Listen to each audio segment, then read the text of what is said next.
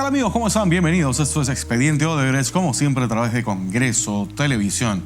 Bueno, y esta semana es realmente interesante para este grupo de trabajo porque en las últimas horas se ha conocido que más de 50 exfuncionarios y empresarios han pasado de la condición de invitados a investigados. Entre ellos se encuentran Susana Villarán, René Cornejo, José Graña, Giselle Segarra, Nadine Heredia, Martín Belaunde y por supuesto también Cecilia Blume, nada menos. Así que la cosa se ha puesto bastante interesante. Ya que hablamos de Cecilia Blume, tenemos que hablar de la ex jefa del Gabinete de Asesores del Ministerio de Economía y Energía y Minas. Por supuesto, quien ha negado que realizó cualquier tipo de asesoría a las empresas constructoras brasileñas y haber realizado cualquier tipo de gestión con el Estado peruano desde el año 2006. También negó haber visto en algún momento el estudio Monroy, importante, por cierto, y también, por supuesto, se pronunció respecto a que si en algún momento promocionó la Interoceánica Sur. Ella dijo que no se acordaba nada al respecto. Finalmente dijo que fue un tema del Ministerio de Transportes y de Proinversión. Cecilia Blume ha sido pasada en su calidad de invitada a investigada en el grupo de trabajo Lavallato aquí en el Congreso de la República y por supuesto vamos a recordar lo mejor de su participación aquí en Expediente Odebrecht. Solicitó el uso de la palabra la doctora Cecilia Blume, quien reflexionó sobre la necesidad de la realización de la obra pública. O sea, no solicitó la palabra el presidente del Consejo de Ministros, los ministros, fue ella, la asesora. Y después de eso recién se hace referencia al ministro de Transportes haciendo intervenciones. Eso es lo sorprendente. Y por eso es que yo le solicito un comentario nada más sobre una interpretación mía que a lo mejor está equivocada. Claro, y con el ¿puede usted hacer lectura del acta en la parte que corresponde, que creo que ya le indicaron dónde está? Sí. Presidenta, a través suyo le contesto al señor Mauricio Mulder. No recuerdo esto. Dice acá, acto seguido, solicitó el uso de la palabra a la doctora Cecilia Blume, que reflexionó sobre la necesidad de la realización de esta obra pública. No sé los términos que utilicé ese día.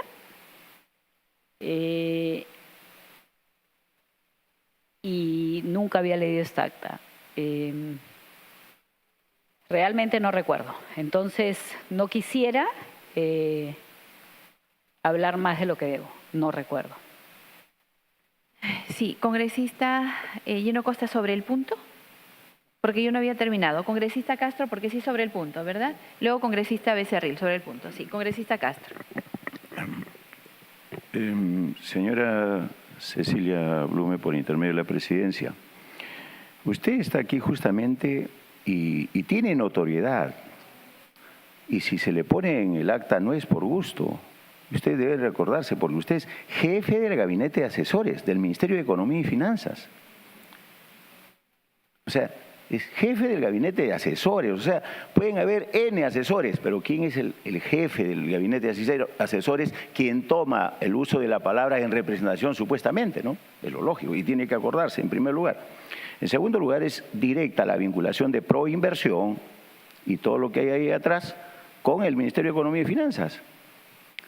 O sea, no podemos eludir que haya una situación directa, una relación directa y sobre todo de representatividad del Gabinete de Asesores. En todo caso, quisiéramos que no eluda eso, porque es absolutamente, o caso contrario, aquí nos están informando mal o no sabemos de que usted ha sido jefa de Gabinete de Asesores. O hay esa duda. Yo no creo que haya esa duda. Por lo menos, usted debe saber por lo menos eso y consecuentemente hay una responsabilidad en torno al cargo que usted desempeñaba y la vinculación con cada una de las inversiones, etcétera, etcétera, que han habido, ¿no? Sobre eso aclárenos en todo caso. Por su intermedio, señora presidenta. Señora Blume, antes de eso, ¿dónde se llevó a cabo la reunión que da origen al acta 100? Aparentemente, como dice el acta 100, en la presidencia del Consejo de Ministros. Del cual usted era jefa del Gabinete de Asesores. Es correcto, pero déjeme ver porque puede haber sido en la presidencia del Consejo de Ministros en la época de Carlos Ferrero. El presidente del Consejo de Ministros, don Carlos Ferrero, sí. No era el premier no era el presidente Kuczynski, disculpe, me confundo, presidente premier, sino era el doctor Carlos Ferrero Costa. Y ahí hace usted el uso de la palabra en primer lugar, como dice el congresista Mulder, para arengar para tomar las palabras del congresista Mulder sobre este proyecto. ¿Y no lo recuerda usted? Disculpe, congresista perdón, presidenta, creo que no fui la primera en hablar.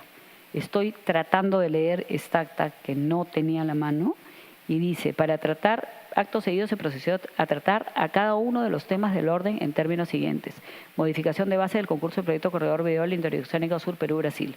Para tratar este tema fueron invitados el señor Guillermo Revalati, coordinador técnico del proyecto, el doctor Miguel Sánchez Moreno, asesor legal de tema, quienes conjuntamente con el presidente del Comité de Proinversión señalaron que luego de prorrogarse a la fecha de presentación de sobres y debido a la discrepancia en los montos de inversión manifestados por los postores, se ha analizado un nuevo esquema para concursar. Por lo tanto, no fui la primera en hablar. Luego dice, el nuevo esquema de postores deberán presentar el pago inicial en función del proyecto referencial, manteniendo los metrados del estudio de factibilidad. Y luego dice que adicionalmente un cambio importante que se estaba haciendo en el contrato de concesión posibilita la salida de uno o más accionistas del concesionario del propio concesionario luego de un año de plazo asignado. Luego dice, la implementación de la medida antes indicada implica que deben adecuarse determinadas disposiciones en las bases conforme a lo siguiente. Entonces, todo eso sucedió antes de que yo hablara. O sea que no es cierto que yo haya comenzado la disertación. Y realmente le quiero decir al congresista Castro, por su intermedio, señora presidenta, que han pasado 12 años de esto. Si yo hubiera sabido que a mí me iban a preguntar sobre el acta 100, no se preocupe que la hubiera tenido mucho más presente. Discúlpeme por esto, pero dentro de las carreteras IRSAS han habido muchísimas actas y quizá haya sido una culpa mía no leer el acta 100, pero en cualquier caso se demuestra que yo no fui la que primero tomó el uso de la palabra en esto y disculpe a través suyo el congresista Castro, esto sucedió hace 12 años. Yo no tengo presente esto de hace 12 años y recuerden también una cosa, mi trabajo no era únicamente ir a Proinversión, esa era una pequeña parte de mi trabajo como jefe de gabinete del Ministerio de Economía y Finanzas. Congresista Mulder. Presidenta, lo que yo he especulado, porque lo mío es una especulación para que la doctora Blum me presente su punto de vista, es que el acta define primero una reunión de Proinversión con un fin específico, que se convoca con ese fin específico. Ahí está, acto seguido, el secretario dio lectura a la agenda de la sesión. Modificación de las bases del concurso, Corredor Vial Interoceánico Sur, Perú-Brasil. Exclusión del proyecto San Antonio de Poto. Solicitud de la ampliación del plazo de los calendarios. Entonces, invitan a dos personas a que hagan la presentación de este tema, la razón. Termina esa presentación y lo siguiente que viene del acta es, acto seguido, solicitó el uso de la palabra a la doctora Cecilia Blume, quien reflexionó sobre la necesidad de la realización de esta obra pública. O sea, es la primera en hablar, sin duda alguna, porque el primero en hablar cuando comienza esta sesión no es usted, presidenta, a la hora que simplemente dice buenos días, vamos a decir, este es el objeto de la reunión, entonces alguien pide la palabra, ese es el primero en hablar. Entonces, aquí queda claro que hay un papel protagónico, medular, de la doctora Blume que no lo sabe explicar y que creo que vamos a tener que preguntarle al señor Kuczynski, que era su jefe en ese momento, cómo es que antes de hablar él habla a su asesor. Entonces, y da la impresión de que aquí hay una suerte de búsqueda de ir haciendo que estos funcionarios públicos se vayan conduciendo desde el inicio de la sesión hacia un determinado carril, ¿no? Para que después se concluya con las modificaciones que se hicieron. Esa es una especulación que la doctora Blume no logra desmentir, porque incluso ella misma se sorprende de que aparezca así, pero es evidente que una intervención como esa de un asesor no es pues usual, ¿no es cierto? Bueno, y la adjudicación de la Interoceánica Sur se dio en junio del año 2005 en medio de mucho escándalo y por supuesto también objeciones por parte de la Contraloría. De hecho, la vicecontralora en ese entonces, la señora Urbina, se pronunció en contra de la adjudicación de la Interoceánica, ya que ella aseguró que las empresas ganadoras tenían procesos judiciales abiertos con el Estado peruano y por ello no debían participar. Pese a todo y contra viento y marea, esta se dio. Y bueno, en los últimos días, precisamente respecto a este tema, se presentó en la comisión Lavallato nada menos que el ex ministro de Energía y Minas, Clodomiro Sánchez. ¿Qué dijo el ex ministro de Energía y Minas? Que la polémica sesión en la que se adjudicó la interoceánica estuvo presidida por el hoy presidente de la República, Pedro Pablo Kuczynski. Sobre otros temas dijo no recordar mucho aquella sesión, pero que duró tan solo, créalo, 18 minutos. Vamos a ver lo mejor de su participación aquí en Expediente Odebrecht.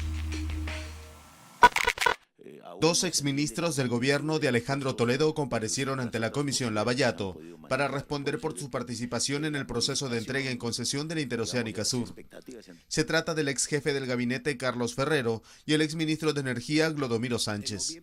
Este último confirmó que la sesión en la que se decidió la concesión del referido proyecto realizada el 4 de agosto del 2005 fue presidida por el ahora presidente de la República.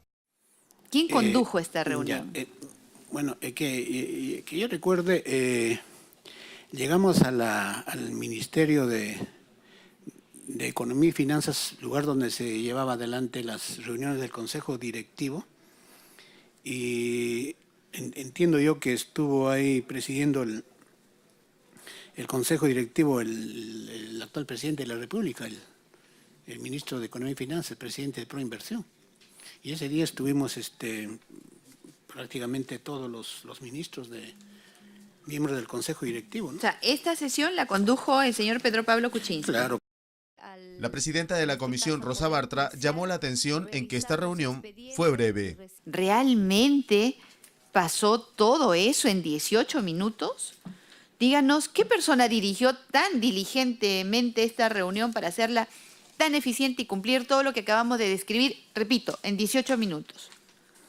Bueno, tengo entendido quien dirigía las sesiones del Consejo Directivo, pues es el ministro de Economía y Finanzas de entonces, ¿no? El señor Pedro Pablo Kuczynski. Claro, supongo. Para el exministro, la presencia de Pedro Pablo Kuczynski le daba garantía de que lo acordado era lo correcto. De quien sí dijo sentirse decepcionado, y en esto coincidió con el expremier Carlos Ferrero, es del expresidente Toledo.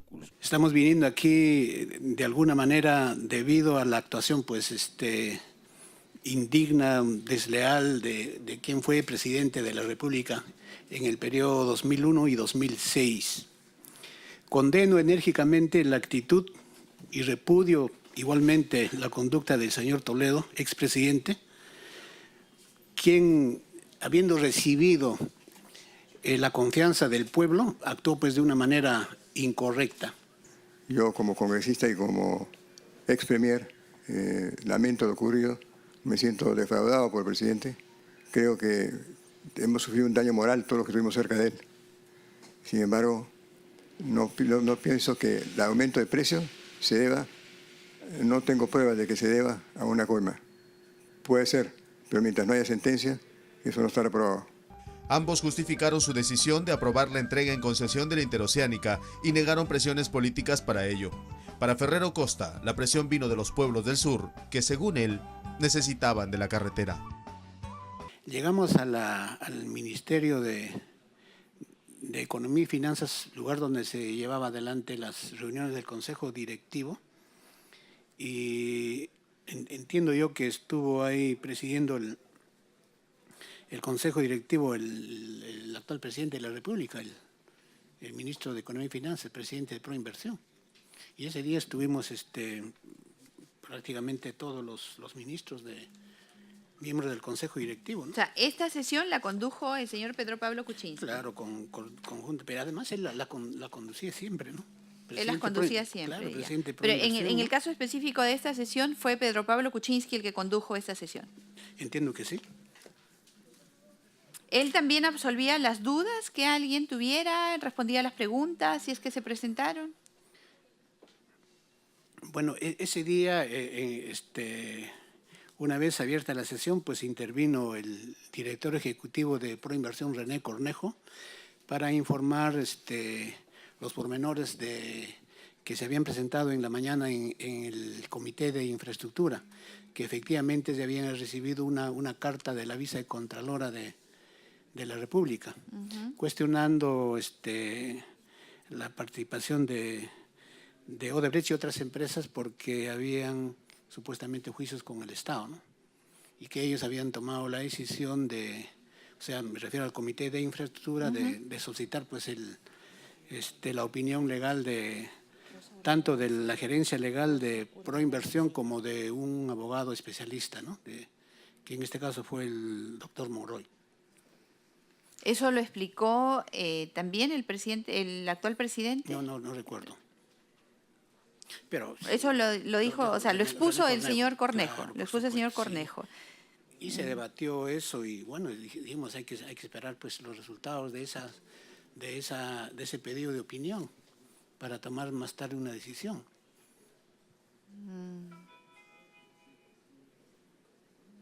¿Y ese mismo día decidieron?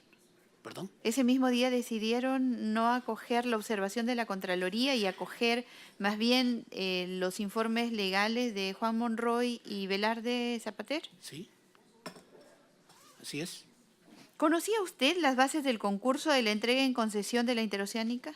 No tuve la oportunidad de leer, pero sin embargo la explicaron ahí en las sesiones, ¿no? ¿Pero sí sabía que las empresas que tuvieran juicios pendientes no podían suscribir contratos con el Estado? Por supuesto que sí, claro que sí. Y entonces, ¿no cree usted que siendo un tema tan delicado era necesario analizarlo con especial cuidado, tomarse el tiempo de merituar lo que la Contraloría estaba observando versus lo que los informes aparentes, de acuerdo a lo que venimos conociendo en esta comisión, estaban indicando como recomendaciones? Un hecho que me llamó la atención fue lo siguiente. Habiéndose ya aprobado la concesión el 23 de junio de ese año, y habiéndose además establecido que el día 4 de agosto se iba a firmar los contratos, la Contraloría de la República tuvo pues suficiente tiempo para decirle al Comité de Infraestructura o a Proinversión, ¿saben qué, señores? No se puede llevar adelante el proceso por estas razones, y no la hizo, ¿no?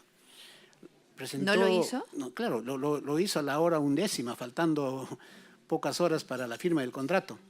Sin embargo, el Comité de Infraestructura tomó las medidas del caso a fin de solicitar las opiniones legales de, como le dije, de la gerencia legal de Proinversión y de un especialista, que en este caso fue el doctor Monroy. Tuvieron el tiempo suficiente y a mediodía o después de mediodía, cuando nos reunimos ya en Palacio de Gobierno, presentaron los informes y allí fue que se tomó la decisión. Entiendo yo de que no solamente se tomó la decisión, sino que se había convocado en Palacio de Gobierno a gente importante del país, había embajadores, congresistas, autoridades regionales del sur del país para la firma del contrato. Además, suspender, pues, mi concepto, una actividad, una acción de este tipo, pues, de alguna manera significaba una mala imagen para el país, ¿no?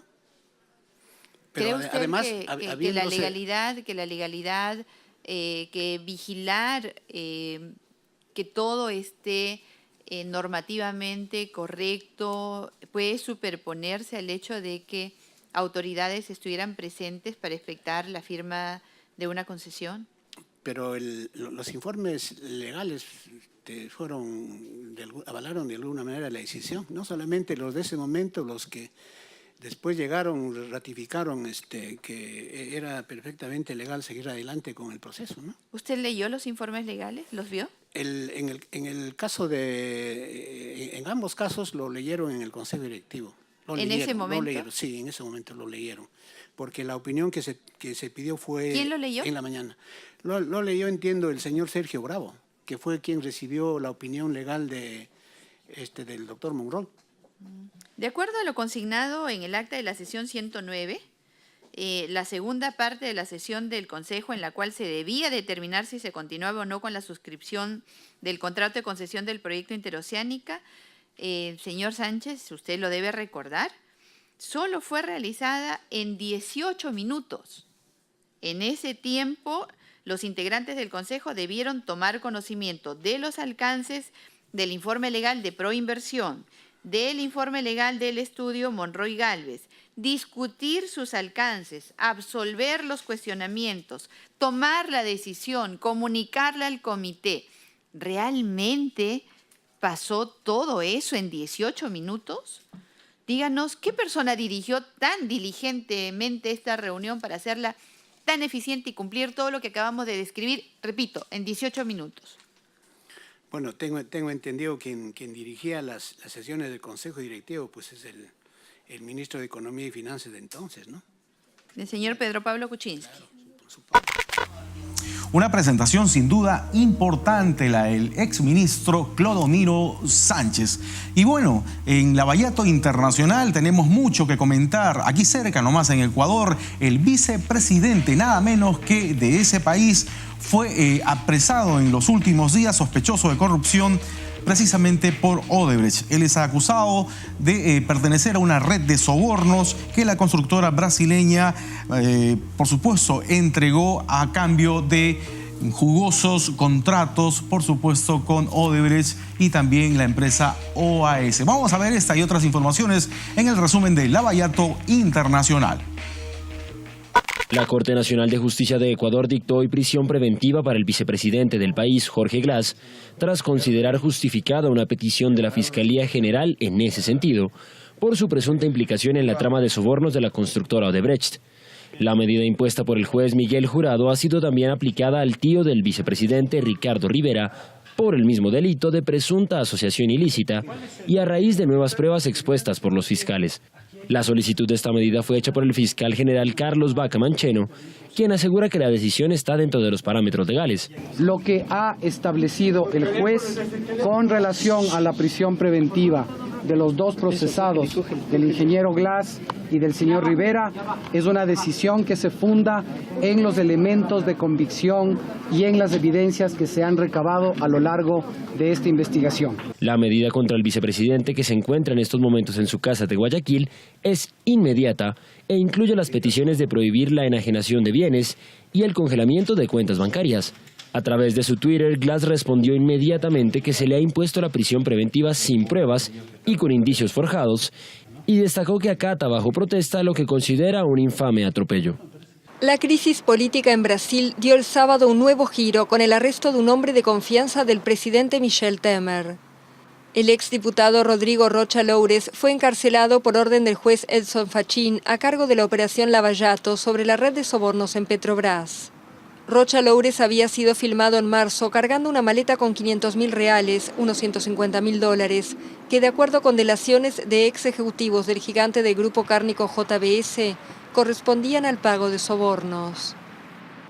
Uno de los dueños de JBS indicó a la justicia que Rocha Loures había sido designado directamente por Temer para recibir sobornos a cambio de favores a la empresa. Temer se encuentra en el ojo del huracán tras la divulgación el 17 de mayo de una grabación en la que parece aprobar el pago de sobornos para comprar el silencio de un exdiputado preso durante una conversación en su residencia con uno de los dueños de la compañía cárnica.